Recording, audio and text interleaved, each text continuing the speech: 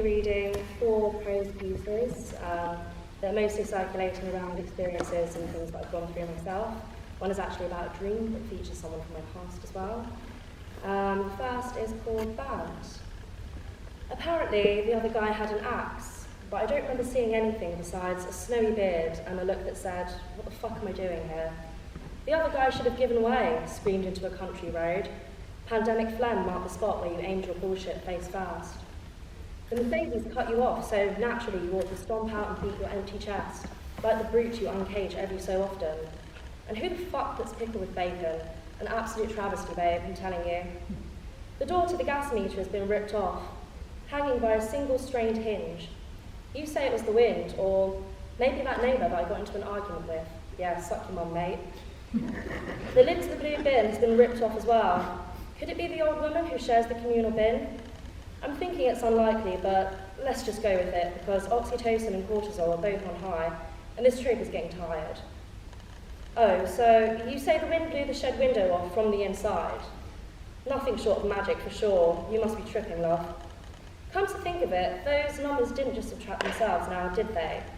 Magical mathematician manipulating municipal memories, on a lone fabricated crusade to liberate the innocent and escalate tensions all around. Let's give it a fucking rest already, yeah? And the next piece is Stones. You came to me at 3 a.m. and I wondered why you thought I'd give a fuck. You pulled me sliding through the grayscale grass and reminded me of our 1066. Over 10 millennia ago, when the caravan was still relevant and Paramore lyrics ran over the lakes, when wine was brand new and the owls had not yet soured. Over a millennia ago, I might have cared. You appeared as a ghost, and I wondered, why now, after all these years, forgotten like an old ripped sock? I hadn't thought of you or our 1863 for the span of a redwood. Over 10 millennia ago, when there were glazed looks and lazy walks with weights, blasting nerd, and when your sister cut my fringe, and I was Hinata for a while. Back when I enjoyed playing games. Over a millennia ago, the tendons ripped, and I left behind black veins. You manifested as a swarm of hornets and brought with you needle-point queries, with poisoned wings, and eventually lost the game. You came to recall our 1916, our 1912, but over 10 millennia have passed, and you were never that whisker-faced character. You were masked behind the chest of drawers, hiding from the pencil-tipped reality. You were a daisy chain stained with piss and Russian standard, a wet, gangly thing, a uvula, a pitiful bird, wings broken, beak stained. You were never that character. You appeared to me in a dream, face disfigured, but not far off, loud chapped hands and crone-like. Then a thread was sliced, the sun rose, and I was still breathing. I called you a boulder, but you were really a pebble, and I eventually became the earth. The next one's called NP. It presents as itchy toes at 11 p.m. on a Wednesday night, a wrong order from your usual Thai takeaway, even as the foul-smelling pond water at your favourite park. You know, the one with the dinosaurs, where you span like a child downing dizzy apple juice from a 2-litre sippy cup. You can see it reflected in a yellow fungal toenail belonging to a memory, in the bonnet of a defaced Mercedes, or in photos of that sand-shaded matte mousse foundation. You know, the cheap stuff that you used to put on your lips. And eyes with giant wings.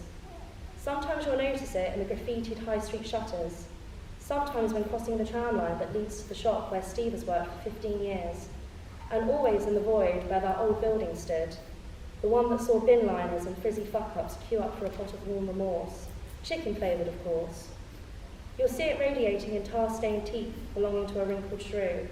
You'll see it hiding behind the dumpster in the alleyway, the one by St George's Wall, the one with the disused car that served as a snail bath, just for a season.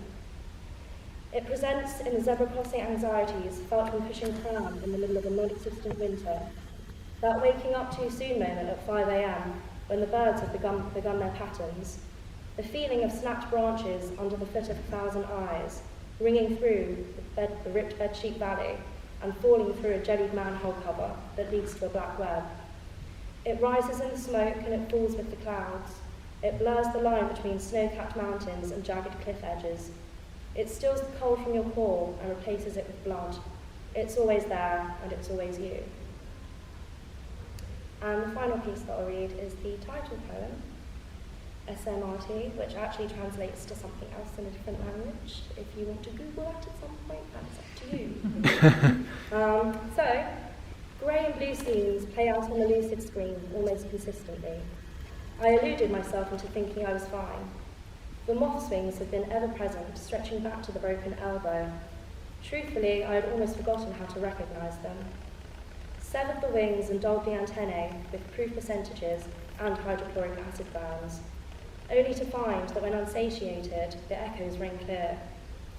The Lucid Screen brings all to light, categorising and making sense of daily data, that VHS loops on the cores that keep shadows ever present. Humility wrestled with vanity to reveal an anchor rusted and gripped to nothing, save for the petals that suffocate lucidity's scene and fill the room with yellows and foresight. Silicone existence coupled with a blank-faced hindsight, an ever-present friend to the broken arc. Snippets scattered in Isa Cranig, leaving ashes in the eyes of maskless wanderers. What is real? If the spoon doesn't exist, then why are serial scenes prominent and thriving? Wailing forces that circulate as gales in CV pulses. The spoon exists only as a measurement of what could be. An allegorical framing of mind, grappling with assorted scenes and miscommunicated colours. Where do the petals go when the ash covers the screen? Replaced and replicated with no form of manner. Moulded dermis calls out throughout the ward with no answer in sight, except for the spoon and those muddy flowers.